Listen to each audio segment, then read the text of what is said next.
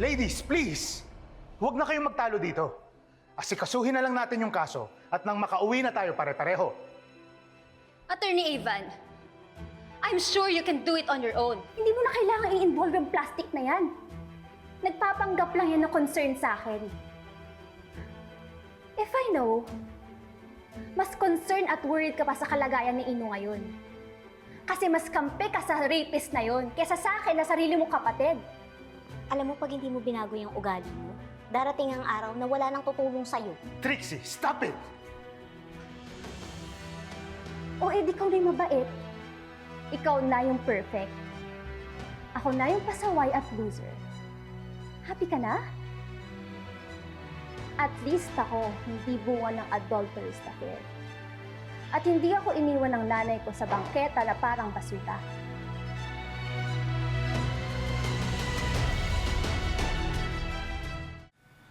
Kung ayaw mo palang isumbat ko sa iyo lahat ng yun, eh bakit mo ginawa yun? Eh di sana, umiwas ka na sa gulo.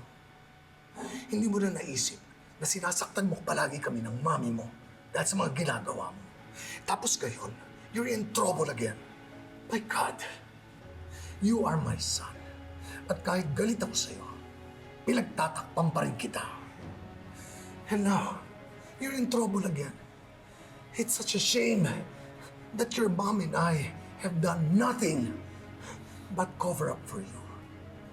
I'm reminded that I'm still coddling a criminal. And you are such a shame to this family's legacy.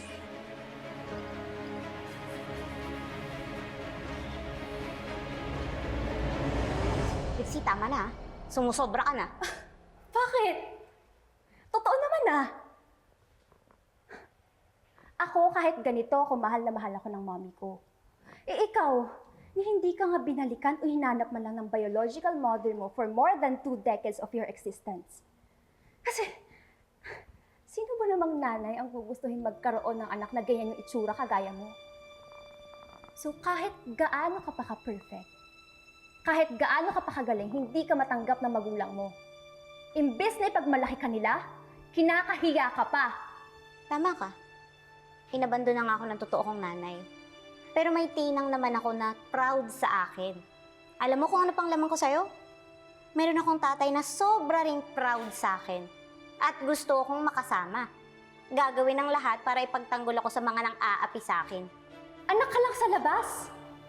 Ako pa rin yung totoo at legal na anak. Ninakaw mo lang yung daddy ko. Please, stop it! Wala akong ninanakaw sa'yo. At wala rin akong balak ipagkait sa'yo si tatay. Pero alam mo, hindi ko siya masisisi kung bakit iniwan niya kayo. Kasi walang sino man ang makakatagal sa inyo ni Ma'am Patricia dahil sa ugali niyo. Bawiin mo yung sinabi mo. Bakit? Masakit marinig ang totoo? Truth hurts. This will hurt even more. Trixie, stop it! Bitawan mo nga ako! Ano? Lilit! Labas mo yung totoo mong kulay! Huwag ka nagpapait-baitan! Ha? Labanan mo ako! Ano? Trixie, ayokong gawin sa'yo ito, pero tuturuan natin ang leksyon. Sige! Ha? Ano? Bitawan mo nga ako!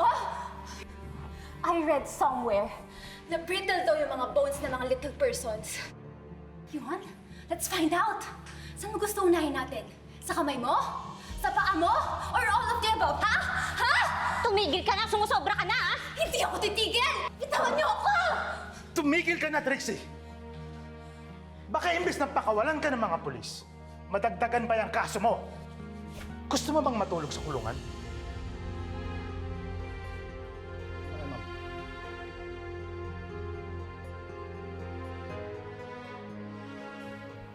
Dile, I can take it from here.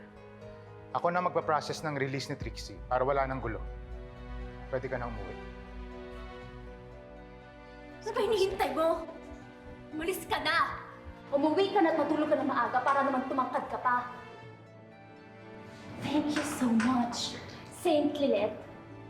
Patron of Saint na mga bida-bida. Alis!